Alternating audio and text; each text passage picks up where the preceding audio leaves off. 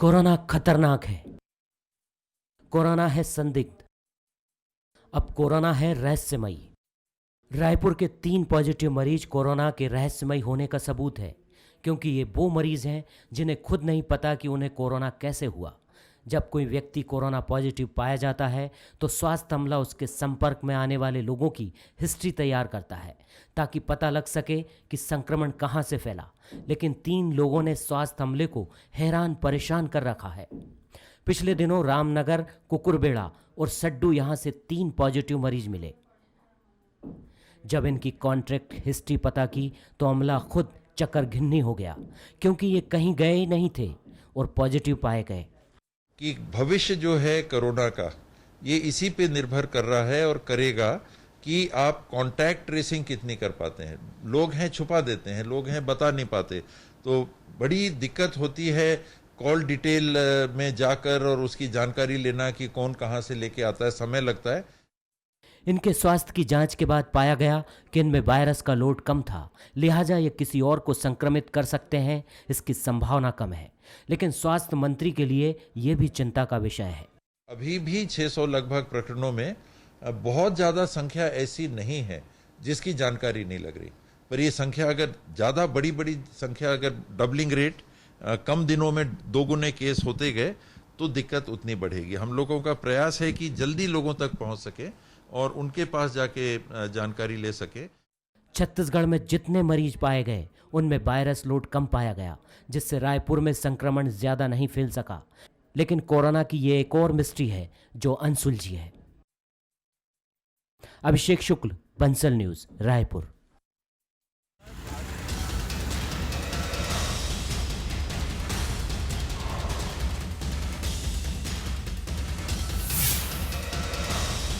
मैं हूं अभिषेक शुक्ल और बात आज छत्तीसगढ़ में जिस तरीके से मामले बढ़ रहे हैं उन बड़ी चिंता का विषय बने हुए हैं, और साथ साथ चिंता का विषय वो भी है जिनका कोई कांटेक्ट ट्रेसिंग नहीं हो रही कि आखिरकार उनको कोरोना हुआ कहां से।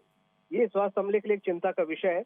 और जैसा स्वास्थ्य मंत्री कह भी रहे थे कि अगर वक्त के साथ ये संख्या बढ़ी और ऐसे लोगों की संख्या में इजाफा हुआ कि जिनकी कांटेक्ट ट्रेसिंग नहीं हो पा रही है, उनको कोरोना कहां से हुआ ये पता नहीं चल पा रहा है, तो ये अपने आप में एक चिंता का विषय होगा। क्या छत्तीसगढ़ में दरअसल इस वक्त स्थिति है, एक समय था जब हम बिल्कुल समाप्ति की ओर थे और आज ये हाल है कि हम 600 के ऊपर जा रहे हैं। ये बड़ी चिंता का विषय है और इसमें लोगों को जागरूक भी होना पड़ेगा, लोगों की हिस्सेदारी बहुत अहम है।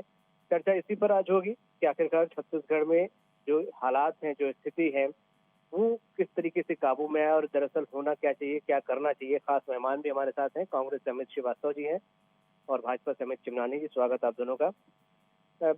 चिमनानी जी, पहले आपसे जानना चाहूंगा जो मौजूदा हालात यहाँ पर हैं, कई ऐसे लोग हैं जिनकी कॉन्टैक्ट ट्रेसिंग नहीं हो पा रही है, हम लगभग समाप्ति की ओर थे और एक बार फिर से संख्या में इजाफा हुआ है। किस तरीके से यहाँ पर हम चाहें कि कंट्रोल हो सके, किस तरीके से कदम आगे बढ़ाना चाहिए? हालात दिन ब दिन चिंताजनक होते जा रहे हैं। स्वास्थ्य मंत्री जी के बयान को हम सुन रहे थे, तब वो कह रहे थे कि अगर ऐसा हुआ, डबल मरीज हुए तो हम लोग भी नहीं संभाल पाएंगे और दिक्कत बढ़ती जाएगी। तो ऐसे में उनके बयान से एक तरफ ये लग रहा है कि कहीं ना कहीं चीजें सरकार के कंट्रोल से बाहर जा रही हैं। अगर सरकार की तरफ से ये बयान आता कि भाई हाँ, हम ये ट्रेसिंग कर रहे हैं और इतने दिनों में हम इसको कवर कर लेंगे, या कोई रोड मैप वो जनता को बताते ताकि जनता में एक आशा की किरण जगती कि हाँ, छत्तीसगढ़ प्रदेश में हम लोग सुरक्षित होने की ओर अग्रसर हो रहे हैं।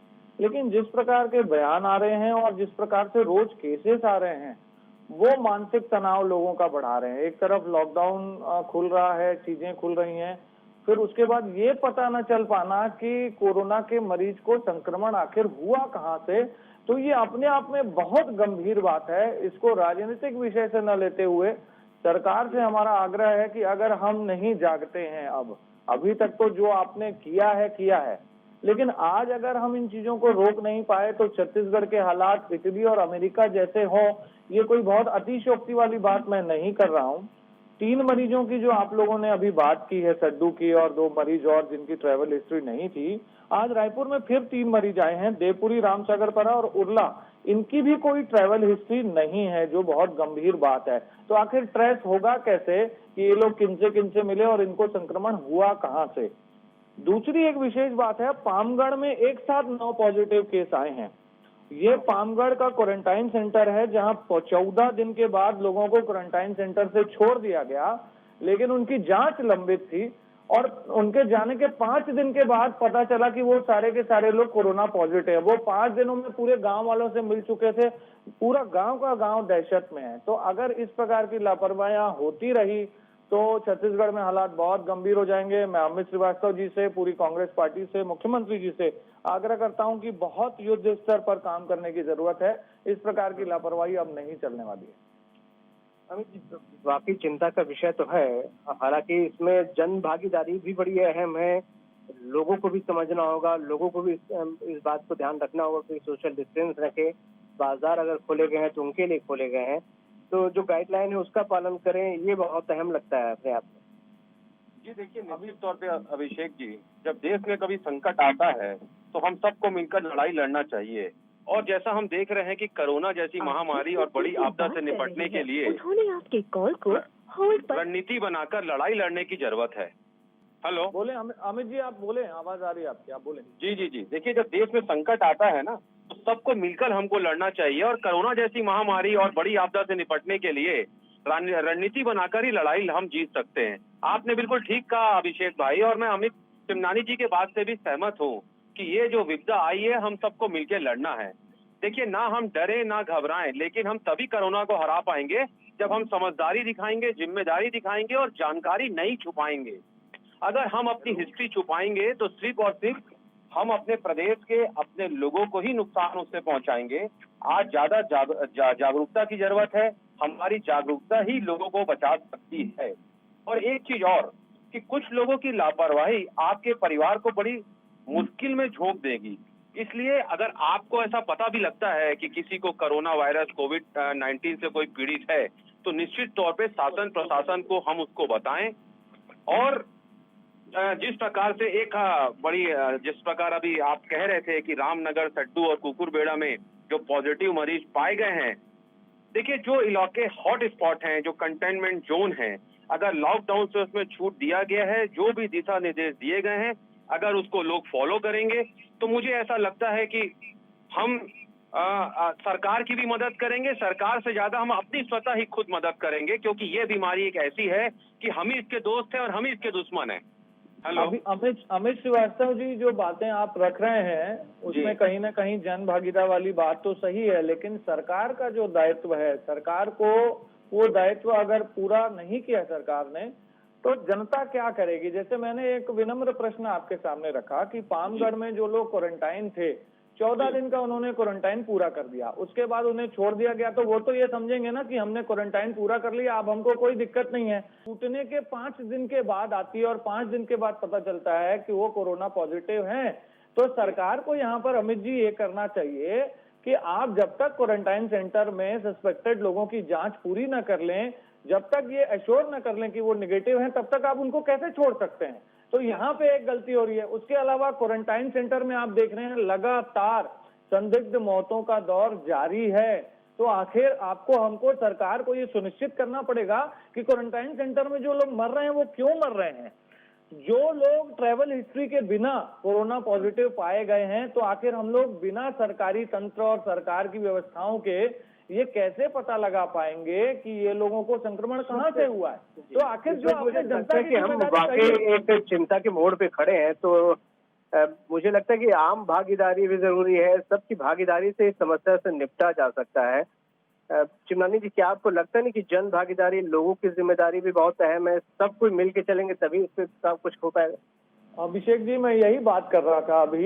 यहाँ पे 2 हिस्सों की जिम्मेदारी है, एक तो जनता की है, दूसरी सरकार की है। लेकिन अगर सरकार यह कहेगी कि जनता ही बस जिम्मेदारी निभा ले और जनता सतर्क रहे, तो मुझे नहीं लगता कि हम लोग कहीं पे कंट्रोल कर पाएंगे। जो मैं बार बार कह रहा हूँ कि क्वारंटाइन सेंटर से छोड़ने के बाद 5 दिन के बाद व्यक्ति को पता चलता है कि मैं कोरोना पॉजिटिव हूँ, तो वो कैसे सतर्कता रखे? वो तो ये सोच के चला गया ना कि मैं ठीक हूँ।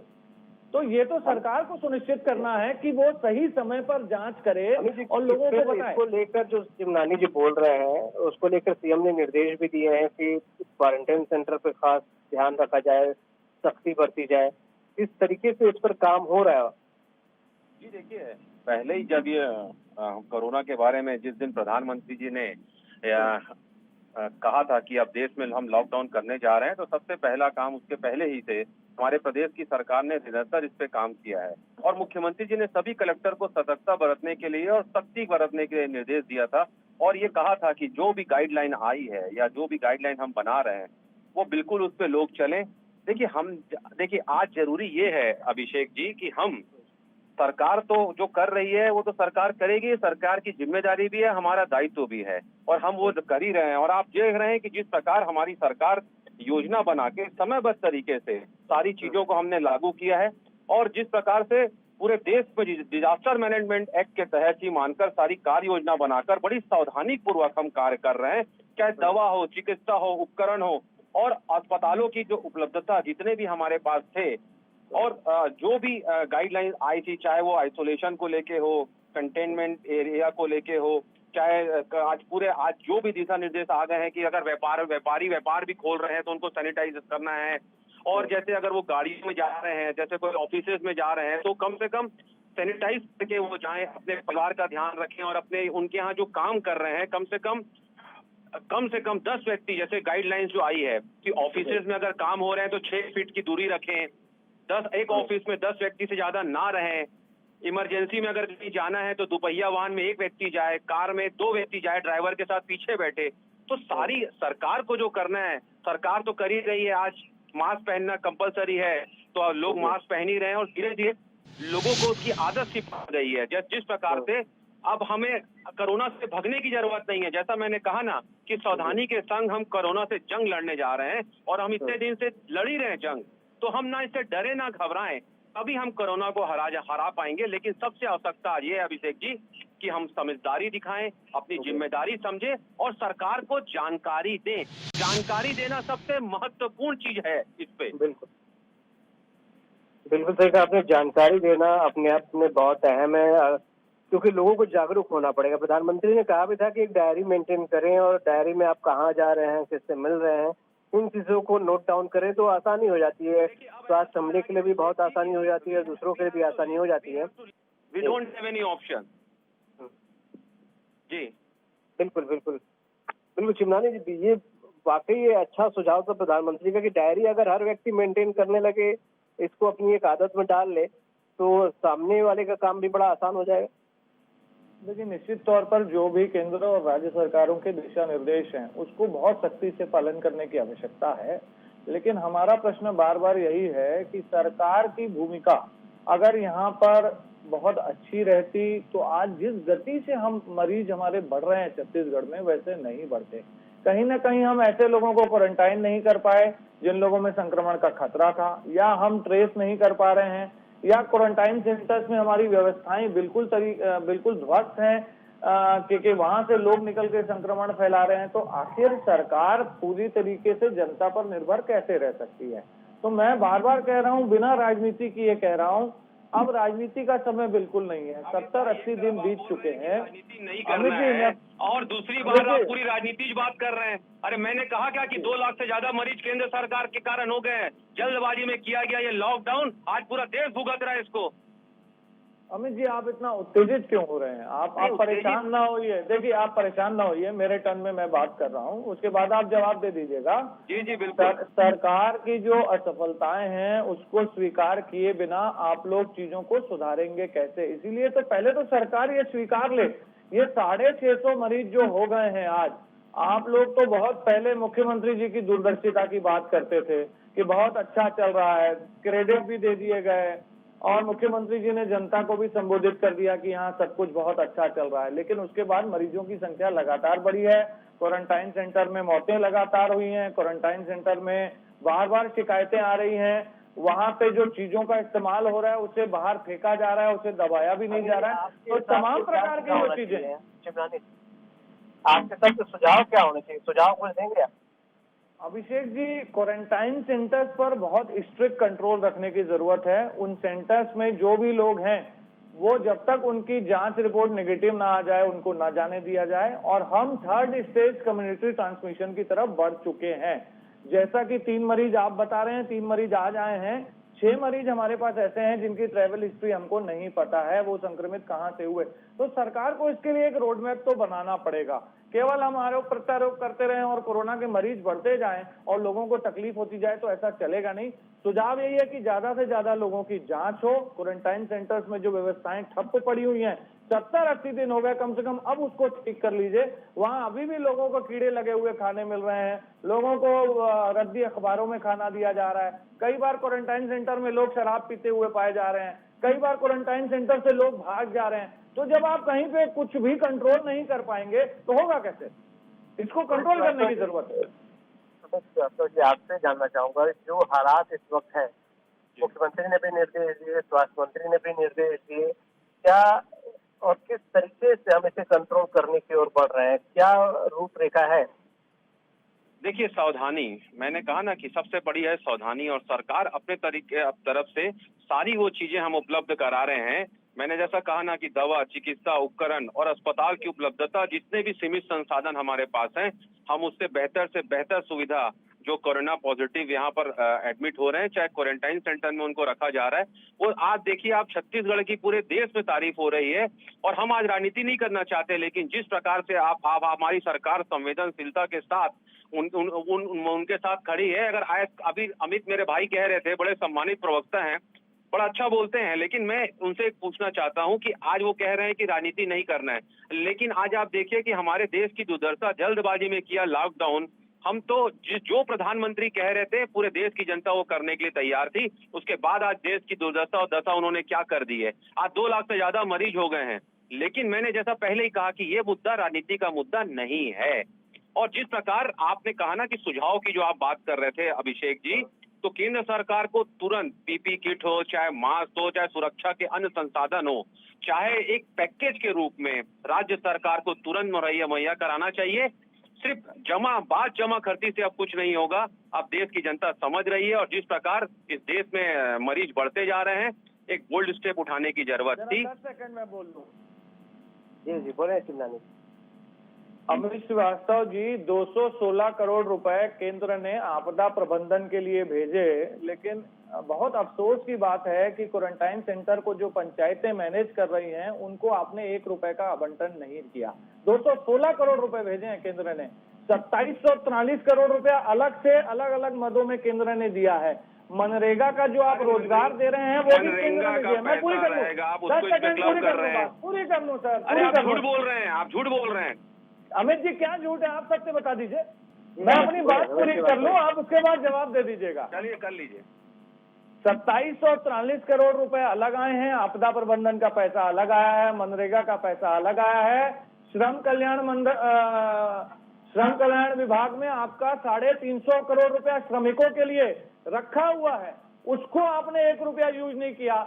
56 करोड़ रुपया आपको मुख्यमंत्री राहत कोष से आया, आपने 10 करोड़ का अभी तक हिसाब किया। आप तो 1 रुपया कोरोना के लिए खर्चा कर ही नहीं रहे हैं, तो कोरोना रुकेगा कैसे? आप केंद्र को कोसते हैं, अरे केंद्र जो पैसा दे रहा है उसका इस्तेमाल तो कर लीजिए।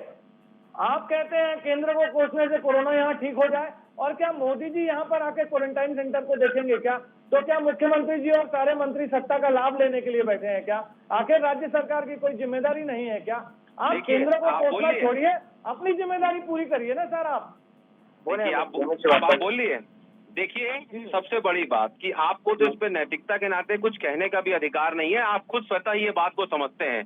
जब छत्तीसगढ़ शासन की तारीफ पूरे विश्व में हो रही है और आज पूरे देश में, सुनिए, अब आप सुनिए ना, अब आप सुनने का धैर्य रखते नहीं, आप बीच में टोका टाकी करते हैं। बता भी दीजिए किसने तारीफ की है? अरे पूरे देश में तारीफ हो रही है, आप खुद देख रहे हैं। और जिस जिस प्रकार से हमारी सरकार कार्य कर रही है, मैं आपसे बार बार वही कह रहा हूं कि आप लोग तिलमिला गए हैं, घबराहट हो गई आप लोगों को। लेकिन मैं आपसे बार बार कह रहा हूं कि ऐसे समय में राजनीति मत करिए और दूसरे मत का पैसे को आप इस पे क्लब मत करिए। आज सरकार अपनी व्यवस्था से सारी वो चीजें कर रही है जिससे छत्तीसगढ़ की जनता को आवश्यकता है। हमें उसके लिए आपकी राय की आवश्यकता नहीं है। कोई सकारात्मक राय अगर आपको देनी है तो उसका स्वागत है, लेकिन सिर्फ राजनीति करने के लिए और आरोप लगाने के लिए आरोप मत करिए।